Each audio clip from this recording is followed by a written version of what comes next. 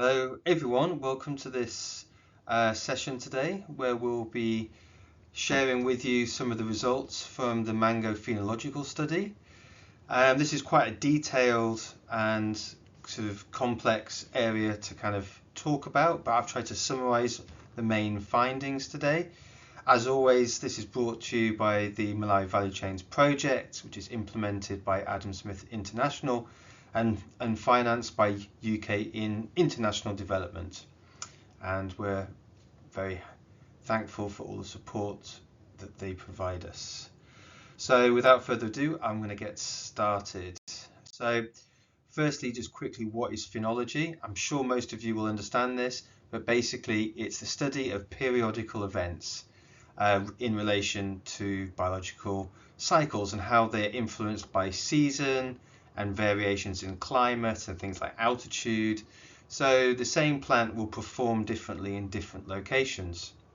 So this is really data that's collected by recording when you see vegetative flushing or flowering taking place, or what time of year you harvest, and depending on the location defines when that happens.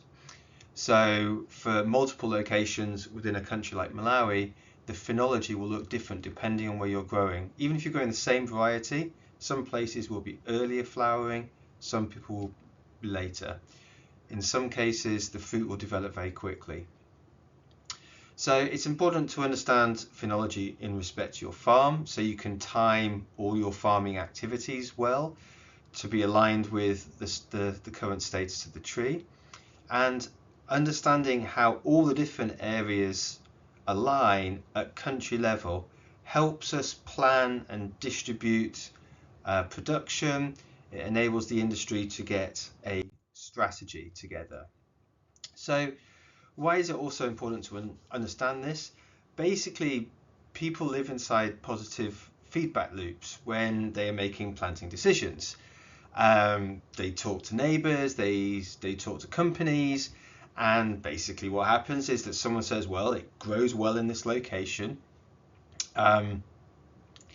it produces well, you can get hold of the plants, and it works. So what do people do? They plant more. And so what you end up having is kind of like an echo chamber where you get concentrations of production in a particular area. Now that may be for good commercial reasons as well, like you're located close to a processor or an off-taker, but importantly, it reduces the amount of diversity within the production base. And many origins in Africa have gone down this pathway. For example, Ghana is 95% peat, and the problem with that is you get a massive peak of production in a very small window, and this suppresses farm prices because you've got a lot of production without a market to absorb it. It means that farmers find it difficult to sell their crop. So we need to have a think about this, because if everybody keeps planting mango in the same areas with the same varieties, then you're going to eventually get to market saturation and you're going to find it very difficult to sell the fruit. Now, if we plan how to distribute that production over more weeks, it will enable us to be able to reduce that peak production in any one week, which means that the season is longer, processors can operate for longer.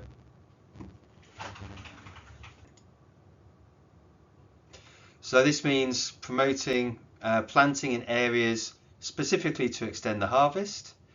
Planting varieties that also extend the harvest. Malawi's got a very small concentration of varieties which are very much in the early season.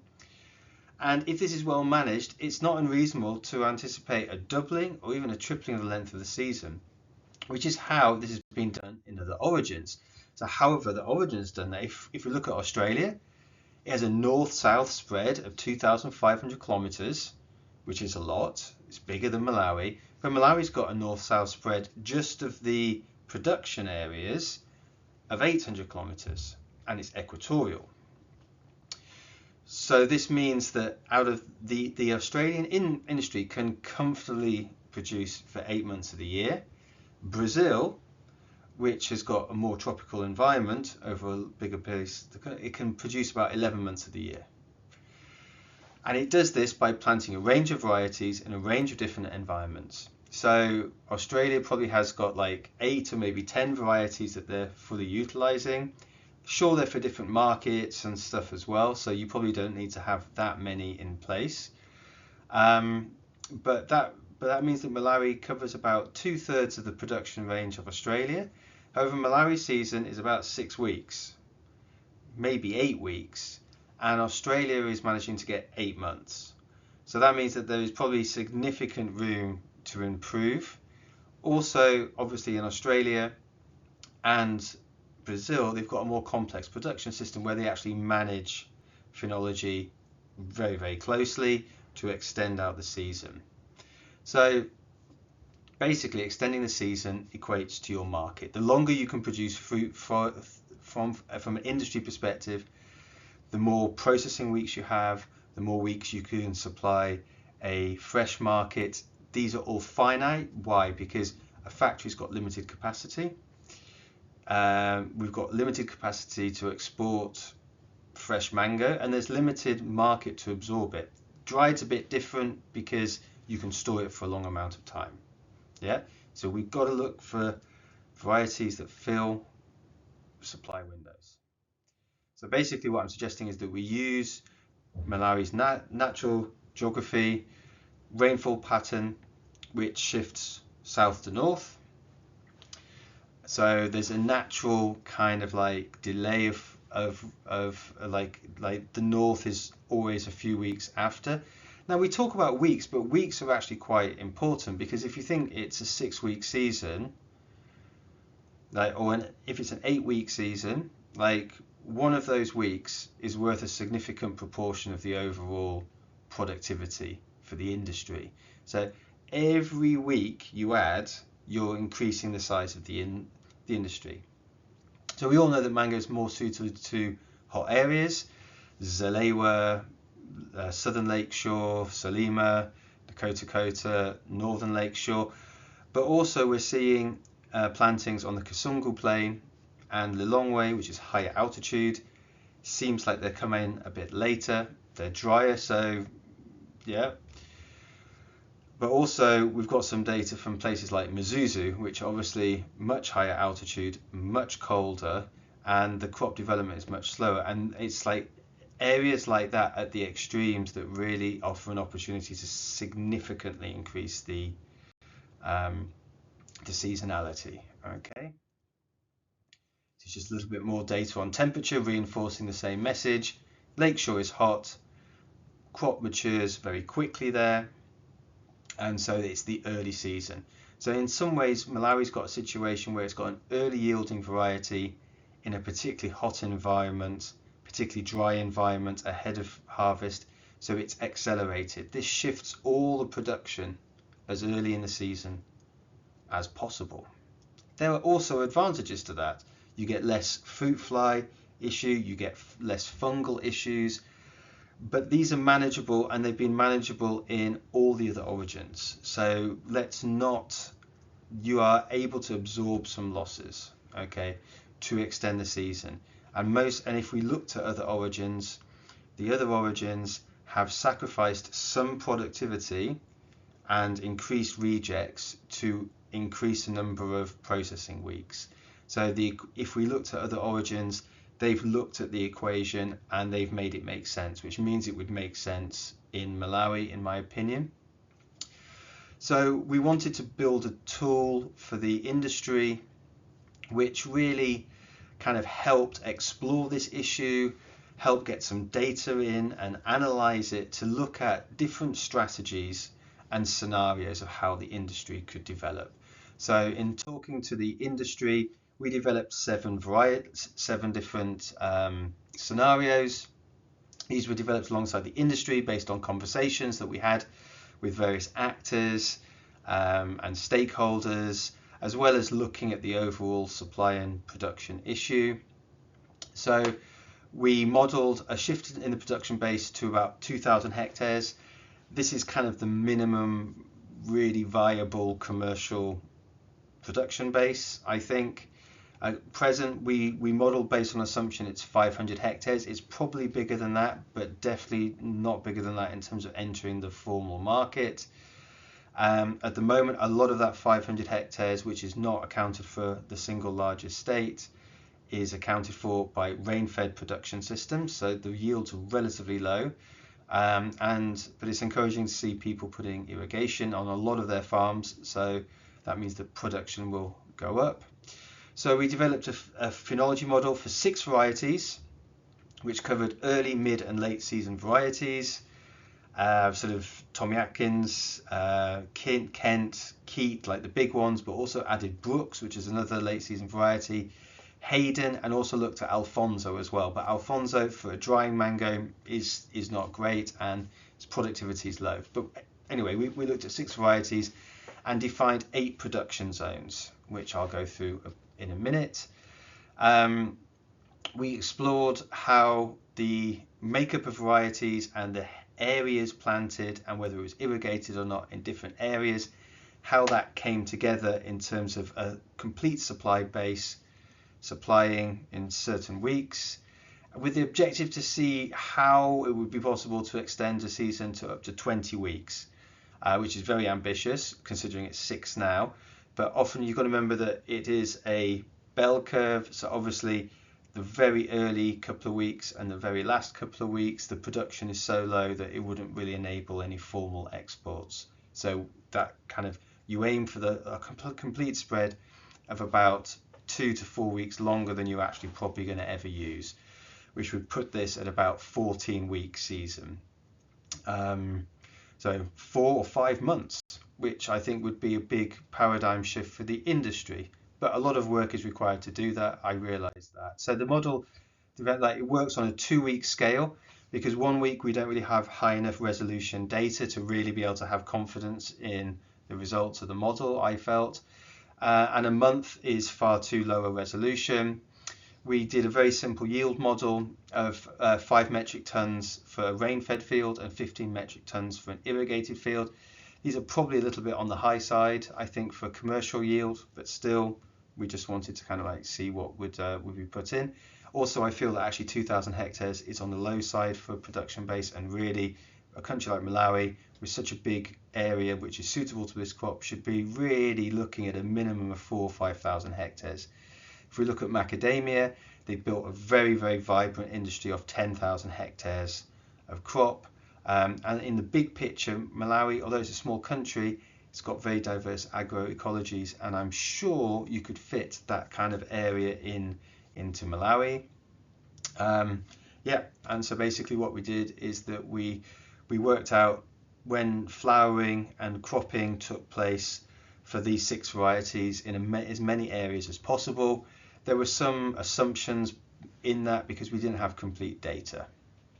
All right, so earliest flowering was Alfonso in May, and the latest one was late season, like Keat, I think it was, up in Mzuzu, which was as late as August. So we can already see May, June, July, August, 4-month spread on flowering from the earliest to the latest, from the hottest to the coolest kind of production areas.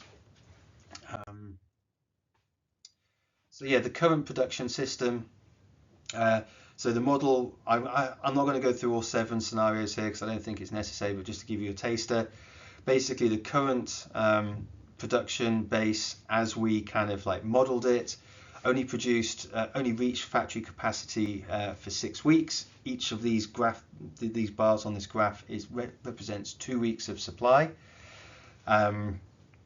Just to bear that in mind. So there's a factory capacity of 600, which is that red dotted line. The local market demand is the blue line. So we kind of see a couple of things here. Firstly, the local market can absorb a significant amount of fruit. It accounts for 1/3 of the, if you think that the factory capacity is 600 metric tons every 2 weeks, the local market was modeled at 200 metric tons, which is significant. It's 30%, right? It's very dominated by Salima. 60% of the supply comes from Salima. So the larger graph represents the actual supply week by week, so to speak.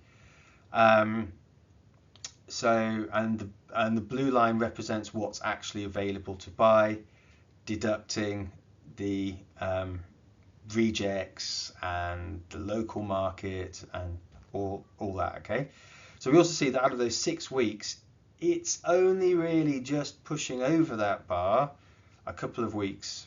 Yeah, and overall, and if we make this a cumulative graph, so we look at the season performance over the whole season, and that's the one in the top right, we can see that at no point does the actual production surpass the single factory that there is in Malawi.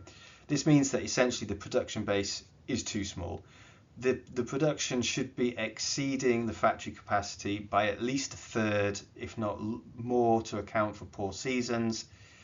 It should get to that point by the midpoint of the season.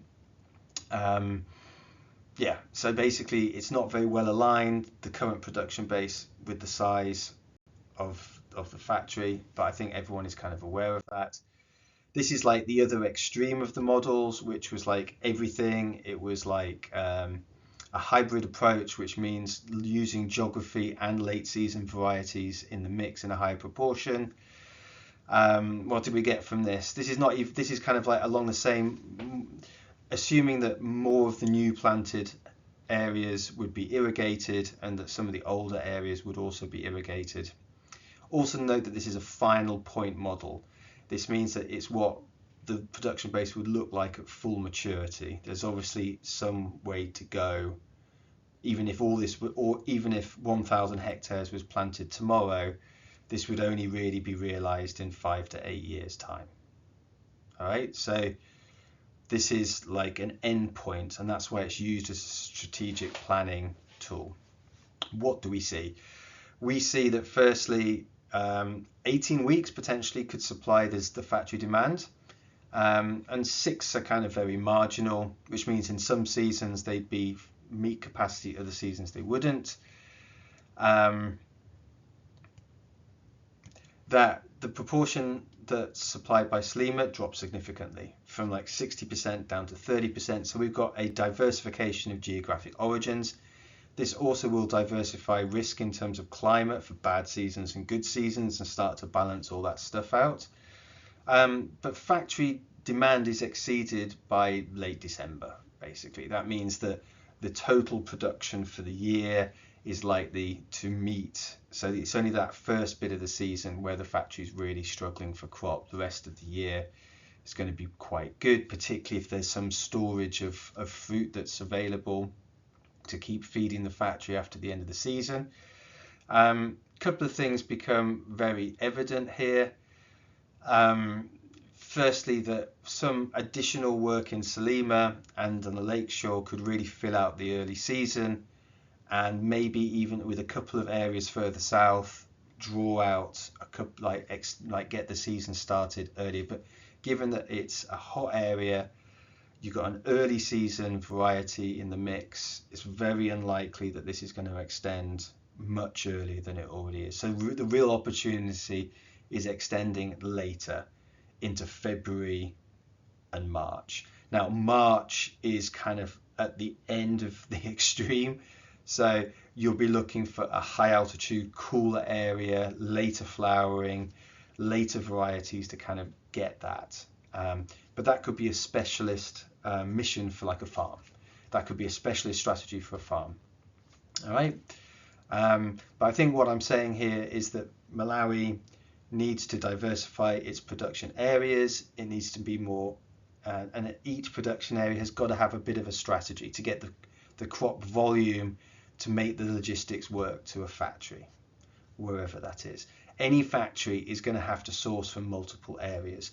And this is also a learning lesson from other origins, that all drying factories, all of them, yes, they have a lot of production close to their facility, but the early season and definitely the late season will always be supplied by other areas.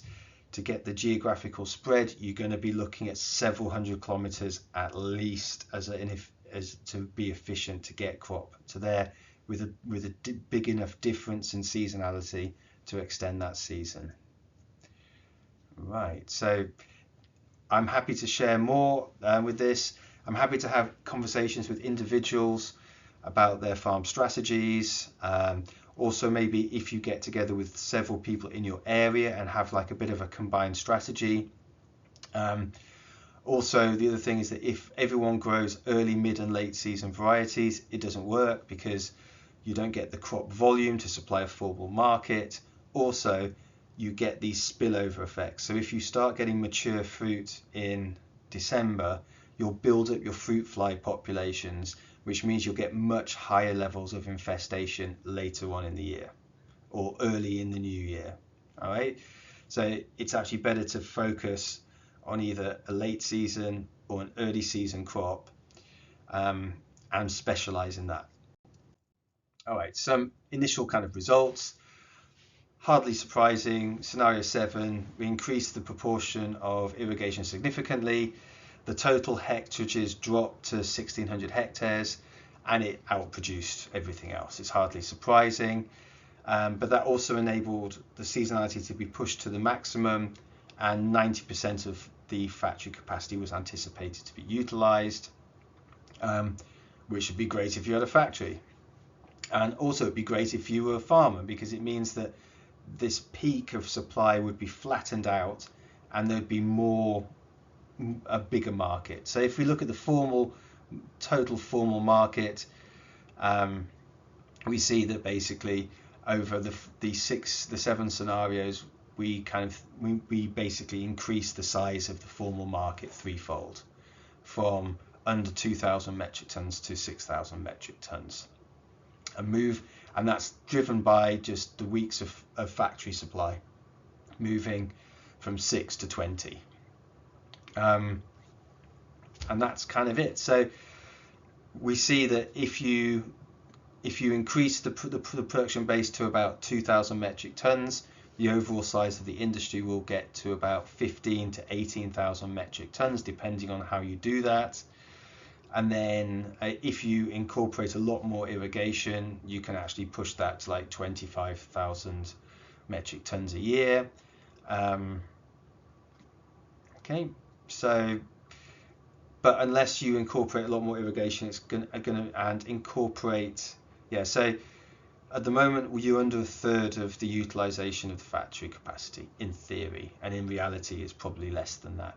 If you just increase using similar strategies to what you're already doing, maybe adding a late season or an early season variety, but kind of like still depending on central region Tommy Atkins, you're never really going to push beyond about 50 or 60% of the factory capacity.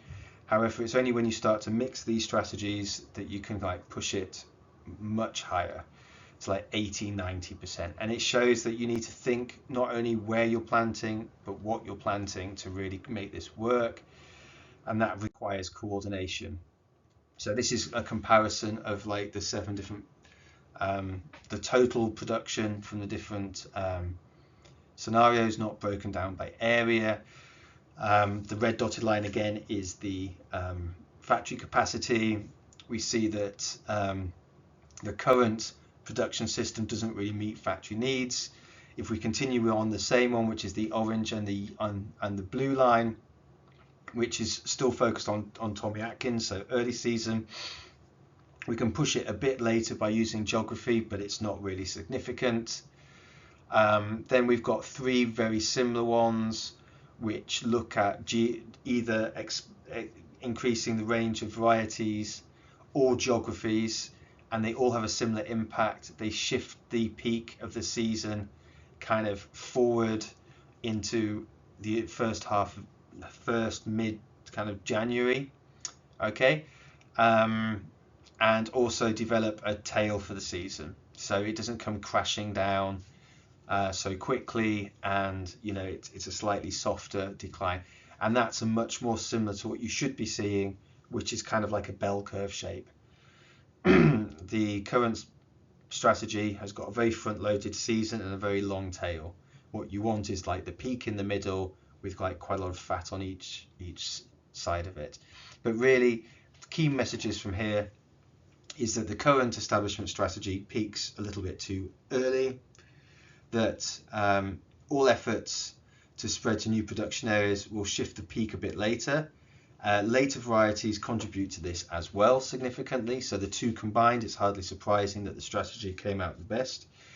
That there's really insufficient area under the crop at the moment. A significant planting is kind of required to push this industry to the next, into like a proper kind of mango respected mango origin. And if you compare it to the origins, I mean, I think Ghana's got about 14 or 15,000 hectares at least, and that's probably a bit on the low side as I haven't worked there for 5 or 6 years. Kenya is even bigger. Actually, this presentation may be coming after the competitiveness study report, in which case those figures are probably validated. But we should be looking at 5,000-10,000 hectare to have like a proper industry. But a country like Malawi could probably get away with 4,000 or 5,000 hectares. Okay. Looking at it on a cumulative basis, we see that basically the current production base is not well aligned to the needs of a processor. It's not distributed over a long enough period. It's too concentrated in Salima. It's too dependent on Tommy. So yeah, I kind of see kind of like a kind of two-step kind of approach maybe to starting to address this. One is to work with existing suppliers, sort of increasing their productivity, getting the most out of their businesses, and that can feed into the supply base in the short to medium term. Like irrigation can feed in straight away. New plantings on those farms could take into varieties they already know how to grow the crop. And then step 2 would really be to kind of formulate how to bring in a new geography and to get enough farms in a specific area to make it make sense. All right. So just wanted to quickly move on to some findings. Already stated most of these figures, so let's not go over them again. Yeah, so basically continuing on the same path is not going to really grow the industry, and is probably going to lead to just a very big oversupply problem, which will undermine investment in farms and give mango a bad name. So it really is of the utmost importance to develop alternative strategies. If we look at either extending the geography or incorporating much larger proportion of late varieties, the season length could be doubled by about 6 weeks. But the real gains would be through combining these two together to boost the length of the season by up to 12 weeks. As I said at the start, I would have thought that the kind of the tail right at the end there, probably going to be difficult to get the fruit. So maybe we say like 10 weeks with quite a high degree of confidence. And that would be a project over about 8 to 10 years to coordinate establishments so they're in the right areas with the right varieties. And also importantly, that planters and growers listen to the market. Yeah, it's very difficult sometimes to persuade farmers to do A instead of B because they're really set their hearts on doing A. But you've got to think with tree crops for long. It's not like planting soya, groundnuts, pigeon pea, maize, where you can just like hop between the crops whenever you see a good opportunity. When you plant a mango variety, you are stuck with it for 20 years. So getting the strategy right is important. Factors to consider. This model, although I've got quite a lot of confidence in its results, and I think they do help us talk about this subject more, I think they still need to be quite well refined. And I would actually recommend that if the industry settles on 1 or 2 kind of the scenarios, that we really do something a lot more detailed, and we do more work on the phenology, and we develop it into a weak model, which would require more work, but is only worthwhile if people are serious about taking the recommendations seriously. The phenological data should be reviewed for this. The good thing about having this set up now is you can actually very quickly say, oh well, in in Karonga, this variety isn't these weeks, it's these weeks. That can just be quickly changed. It all feeds through into the graphs, and you can start to play around with it a little bit as well. As a farmer, you should be keeping really good records of when you see your vegetative flushing, when you see flowering, when you harvest, your first harvest, your second harvest, your maturity testing. This really paints a much more detailed picture and will give you the type of data that you will need to actually manipulate to some extent the phenology. Mango is quite manipulatable, and that's how countries like Brazil can get to 11 months. They use inputs and orchard management techniques to push and pull the flowering, and also make a prediction model of when the harvests are. So you should be aiming for particular weeks for harvest, and have a discussion with your off-taker about that. These things are actively managed, they're not passively managed. Like you can obviously just plant trees, harvest crop, but you're not going to make a very good industry with that. It needs to be actively managed. So by active management, I also mean like at the farm level to manage the seasonality and the phenology, but also at an industry level to coordinate plantings to make sure that the right areas are getting the right advice and adopting the right strategy. So also these kind of things I'm talking about benefit the whole industry. A longer season is a bigger market. A longer season is more stable pricing throughout the whole season. And this benefits both the formal and the informal market. So you grow both parts of your sales. Traders will come and buy for you for more weeks. The formal market will come and buy for you for more weeks. And this really helps you build a much more stable revenue base for the farm. Okay, I hope that was interesting for everyone, and yeah, I hope I've managed to present this to you live, and yeah, take care everyone, bye.